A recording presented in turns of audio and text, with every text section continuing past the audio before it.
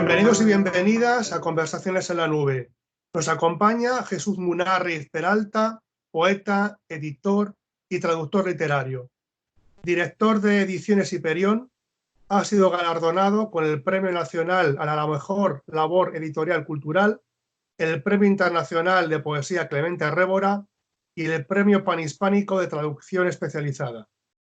Asimismo, ha llegado a ser nombrado Caballero de la Orden de las Artes y las Letras por la República Francesa y condecorado con la Medalla de Oro de Don Luis de Góngora por la Real Academia de Córdoba. Bienvenido y gracias por haber accedido a realizar esta entrevista en el ciberespacio. Muchas gracias a vosotros. A continuación, comenzamos con la tanda de preguntas y respuestas. ¿Qué leía el Jesús Munárriz, niño y adolescente? Pues recuerdo tebeos, así de pequeño, el tebeo propiamente dicho, el pulgarcito. Recuerdo incluso un almanaque de flechas y pelayos, nada menos, que aún olía a guerra civil. Luego ya novelas, Salgari, Los piratas de la Malasia, ¿no? Julio Verne. Luego muy pronto empiezo a leer ya literatura de adultos, como Baroja. Luego aprendo francés muy pronto. Mi madre me pone con un profesor particular y a los 14 años el francés ya lo tenía muy dominado y empiezo a leer en francés.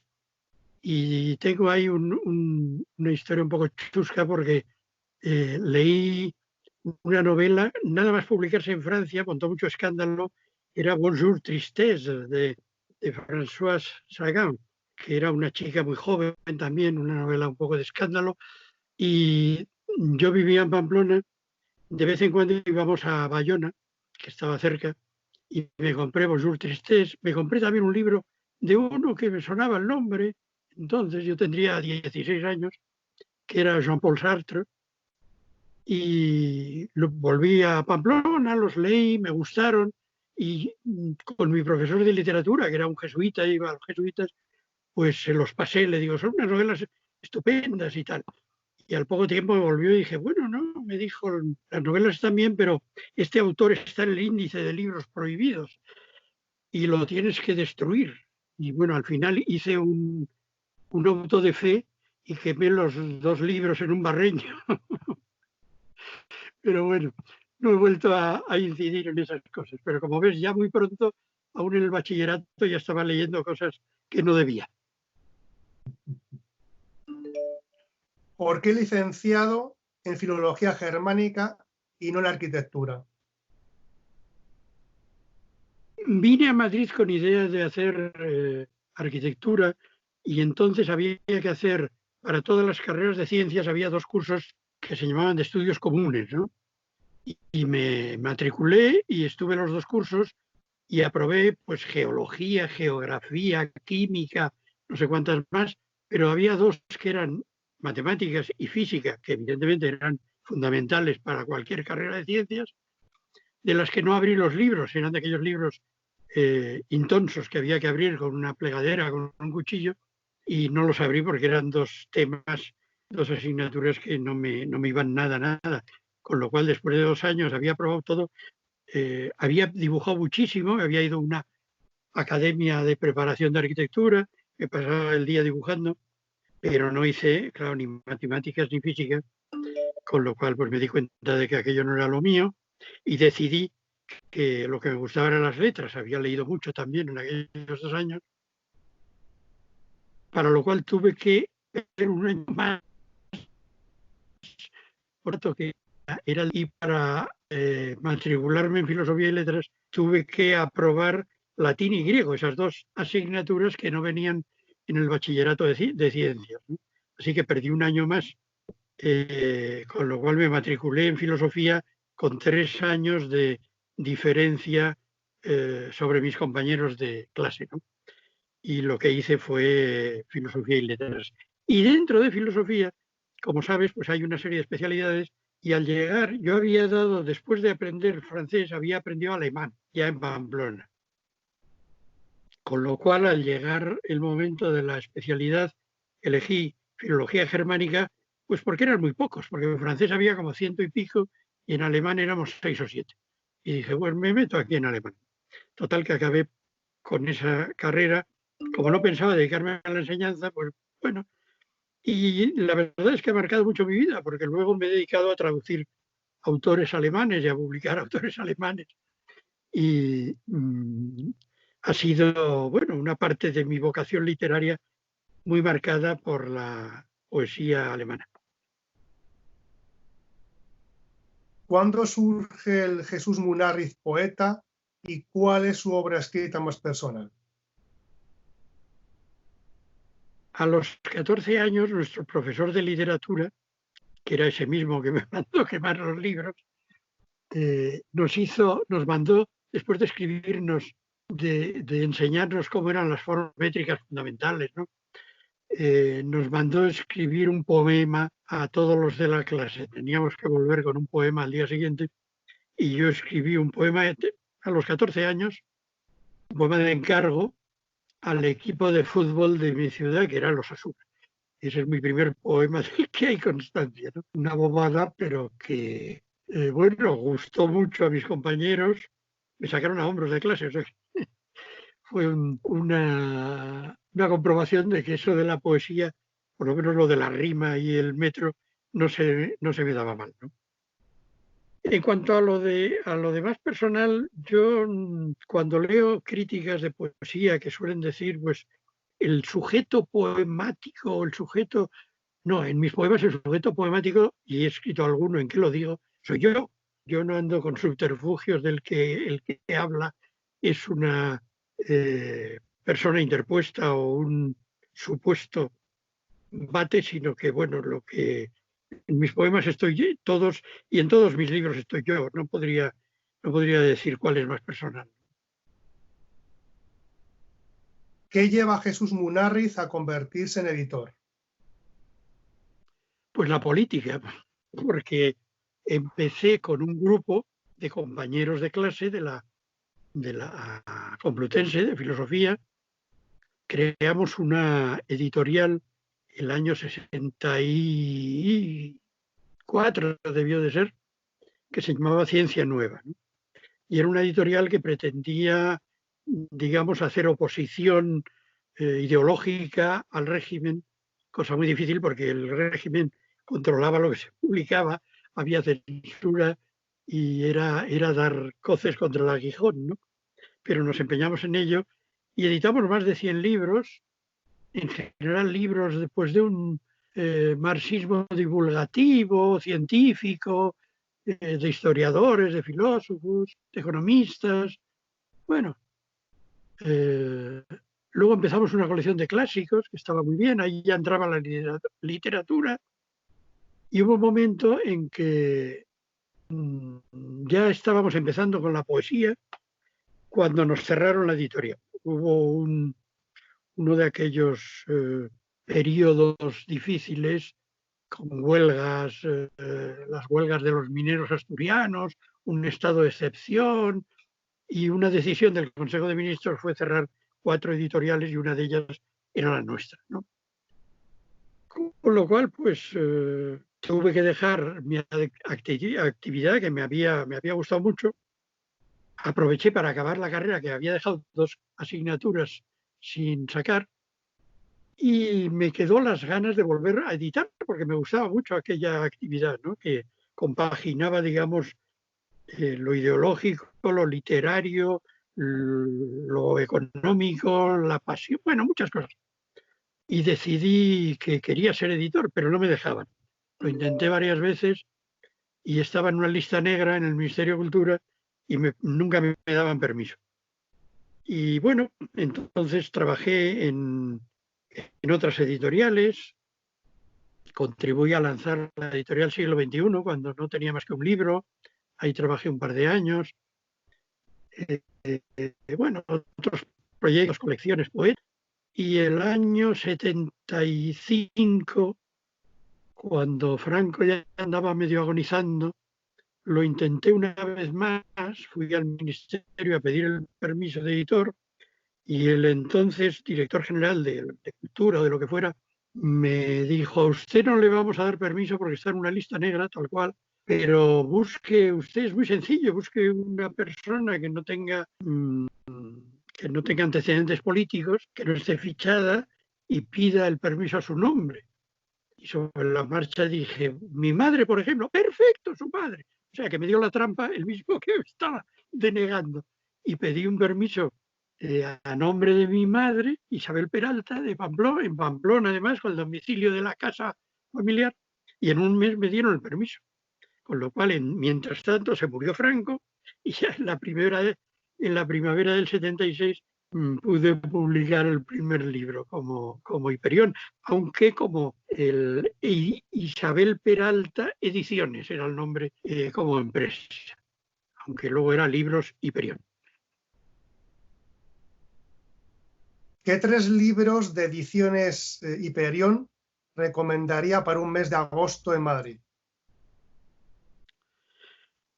Bueno, un mes de agosto en Madrid, lo que hay que recomendar es una piscina más que nada. Pero bueno, para un mes, claro, los libros de Hiperión casi todos son de poesía y suelen ser cortos, porque los poetas escriben libros cortos, pero los, digamos, libros más gordos, más páginas para leer de poesía, pues uno podría ser Las flores del mal de Baudelaire, que sigue siendo uno de los grandes clásicos de la poesía universal, que yo mismo tuve el gustazo de traducir y que debe de tener 350 o 400 páginas, o sea que da para mucha lectura. Otro podría ser Persona de Ezra Pound, que también, bueno, ese está traducido por Genaro Talents y por mí, lo hicimos a la limón.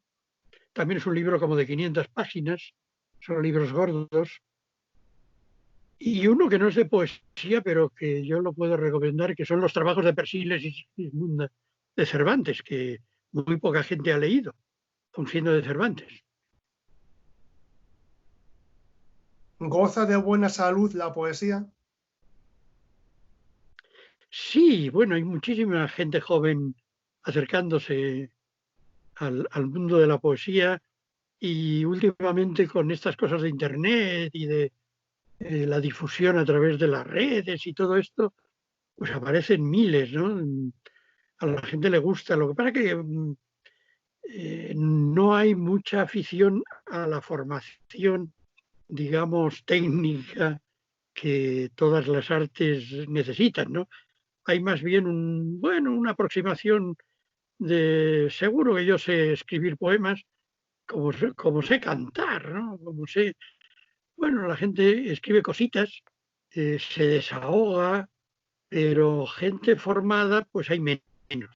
Gente que se moleste primero pues en leer a los clásicos, que es como realmente se forman los poetas, ¿no? Leyendo lo que han escrito otros antes que ellos, ¿no? Pero de vez en cuando aparecen gente estupenda, joven, formada, con criterio. La poesía goza de buena salud, sí. ¿Quiénes son sus referentes de la poesía contemporánea?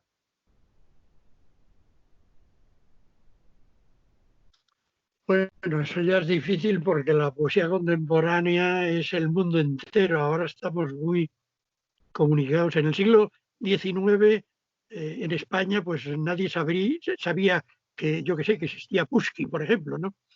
Estábamos muy limitados. En España se conocía un poco lo que pasaba en Francia y poco más,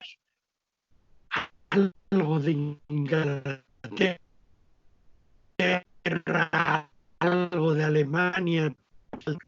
Y claro, hay poetas buenísimos. En la poesía contemporánea no paran de descubrirse en cada país gente de primera y como ahora tenemos acceso a todos ellos, o a casi todos ellos, gracias a las traducciones, gracias también a Internet, gracias a todo, en fin, a los medios de que disponemos, pues la verdad es que la lista de grandes poetas contemporáneos es larguísima. Y además tenemos la suerte de que hay veintitantos países que escriben en castellano, en español para ellos, y entre, claro, poetas mexicanos, poetas cubanos, poetas colombianos, poetas argentinos, bueno, una barbaridad de poetas de primerísima, ¿no? Así que no me atrevería a elegir algún nombre porque son demasiados. ¿Qué es la ciberpoesía? Eso me lo tendrás que explicar tú, porque yo no sé lo que puede ser la ciberpoesía. Sé que gracias a la cibernética se difunde la poesía, ¿no? Pero no te sabría decir si existe algo que lleve ese nombre de ciberpoesía. Es como la poesía visual. Bueno, pues sí, se juega con las letras, hasta yo he jugado con las letras haciendo poesía visual, pero bueno, al final la poesía no suele ser estas variantes momentáneas, ¿no? ¿Se puede vivir de la poesía?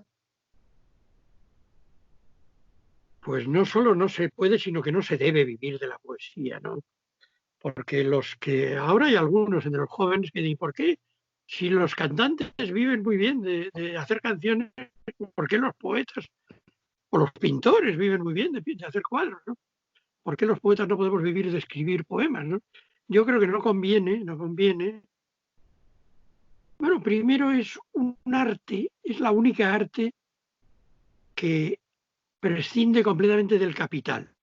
Incluso los pintores, por ejemplo, para hacer una exposición necesitan invertir bastante en lienzos, en pinceles, en tubos de pintura, etcétera, estar una larga temporada dedicado solo a eso. O sea, hay una inversión previa, ¿no? No digamos los cineastas que necesitan millones antes de ponerse a rodar una película, ¿no? Y para escribir un poema bueno basta un lápiz y un papel. Es una cosa que no necesita financiación de ningún tipo. Queda fuera del mundo del dinero, ¿no? Y yo creo que eso hace que a su vez el mundo del dinero prescinda completamente de la poesía. No le interesa, ¿no? Y está bien, porque así la poesía se libera de una serie de obligaciones que si no tendría como tienen las otras artes, ¿no? Yo creo que el poeta, si puede, debe tener un oficio. Muchos eligen la enseñanza, muchos son profesores de literatura, que les permite, bueno, pues estar muy cerca de lo que les gusta. Y escribir poemas como no es una cosa que uno pueda hacer poniéndose en una mesa y diciendo, voy a estar 8 horas escribiendo poemas, porque no. Cuando venga un poema siempre hay tiempo, si uno se dedica a la enseñanza, o se dedica al fútbol, o se dedica a lo que le dé la gana, para escribir poesía. Y digamos que tiene los fines de semana, si quiere, para ordenar los poemas y organizarlos. Yo creo que es bueno que la poesía y el dinero vayan por caminos diferentes, ¿no? Porque si no, la poesía tendría una serie de obligaciones, tendría que acatar lo que el capital le impusiera. ¿Está trabajando Jesús Munárriz actualmente en un nuevo poemario? Sí, yo estoy trabajando siempre porque mi sistema no trabajo por libros como los novelistas, por ejemplo, que emprenden una novela y están con ella hasta que acaban, ¿no? Los poemas, como digo, salen un poco cuando ellos quieren. Luego hay que trabajarlos, hay que darle vueltas, pero el poema te puede sorprender en la calle, te puede sorprender durmiendo o soñando o comiendo, vamos, ¿no? Te puede venir a la cabeza un verso o dos que son el arranque del poema y entonces, bueno, pues yo escribo poemas, los escribo a mano, luego los paso a limpio, los paso al ordenador, cada vez que los vuelves a copiar, siempre los revisas, los cambias, intentas mejorarlos y al final los meto en carpetas en el ordenador. Tengo una carpeta que es cronológica, donde están metidos todos por la fecha de escritura, año por año, y otras carpetas que voy abriendo con temas que veo que me salen de esa temática más o menos, otra que solo pone nuevos porque no sé dónde colocarlos, y se van acumulando en carpetas distintas, ¿no? Y luego, pasado un tiempo, pues empiezo a ver dónde hay una mayor concentración de poemas nuevos o a que hay un tema que me ha interesado más. Y entonces ya empiezo a seleccionar, los organizo, empiezo a montar un libro, los voy organizando por partes. A veces escribo poemas que me faltan para completar algo que se me queda un poco cojo, tal. Y bueno, es una labor ya de un poco de artesanía, ¿no? La de montar un libro. Pero vamos, actualmente pues tengo 2 o 3 por ahí que están sin acabar. Ordenador personal, máquina de escribir o estilográfica. Bueno, la máquina de escribir ya la guardamos todos después de muchos años de usarlas. La estilográfica me gusta mucho y tengo una colección de plumas y la he usado mucho, pero me han estropeado un par de chaquetas porque se me han soltado en el bolsillo y se ha salido la tinta y me han estropeado las chaquetas. Entonces no la saco de casa. Uso la estilográfica a veces en casa. Si me piden un poema manuscrito siempre lo hago con estilográfica, pero luego en el bolsillo llevo una libretilla y un lápiz que no mancha nada. Y con el lápiz es con lo que con lo que trabajo actualmente, ¿no? Siempre llevo esa libretilla pequeña en el bolsillo y el lápiz por si en fin, si sopla la inspiración en cualquier momento, ¿no? Y tomo notas, pero luego, bueno, al final va todo, como te decía, al ordenador, que es donde se organiza muy bien. ¿Dónde se refugia Jesús Munárriz para escribir? No me refugio, bueno, como te digo, tomo notas en cualquier sitio. En esta habitación donde estoy ahora, en mi despacho, pues aquí es donde elaboro y reelaboro todo lo que escribo, pero vamos, me acompaña la libreta hasta la mesilla, ¿no? La tengo ahí por si por la noche surge algo, o sea que no me despego de la libreta y escribir, pues un poco en todas partes, ¿no? ¿Con qué autor vivo coescribiría un poemario? ¿Con qué autor vivo? Bueno, pues con un autor amigo para intentar llevarnos bien, a lo mejor luego nos pegábamos, pero pues con 2 grandes poetas amigos que son Antonio Carvajal o Francisco Castaño, por ejemplo. Con cualquiera de ellos me gustaría hacer un libro a la limón, o un poema. ¿Con qué autor muerto coescribiría un poemario? ¿Con qué autor muerto? Uf. Con Heinrich Heine, que es un poeta alemán al que quiero muchísimo y del que he traducido ya 4 libros y que me encanta su manera de concebir la poesía. Para finalizar, le proponemos que nos recite un poema de autoría propia. Pues recitaré el único que me sé de memoria. Aunque he escrito muchísimos, solo me he quedado con este, que ya 20 o 30 años. Y dice así: no quedará de estos instantes nada, de estos ardientes que ahora lo son todo, no quedará de estos instantes nada más que estos versos. No dejarán más rastro estos relámpagos que carbón y cenizas y nostalgia. No dejarán más rastro estos relámpagos que el de estos versos. Me iré, te irás, se irán nuestros amigos, otros vendrán, el mundo será de ellos. Te irás, me iré, seguiremos queriéndonos en estos versos. Gracias, Jesús. por habernos acompañado en Conversaciones en la Nube y gracias a todos ustedes, internautas y videoyentes, por seguirnos en la web y en las redes sociales. Muchas gracias a vosotros por esta grabación que viene muy bien en estos días de confinamiento. Gracias a ti, Jesús.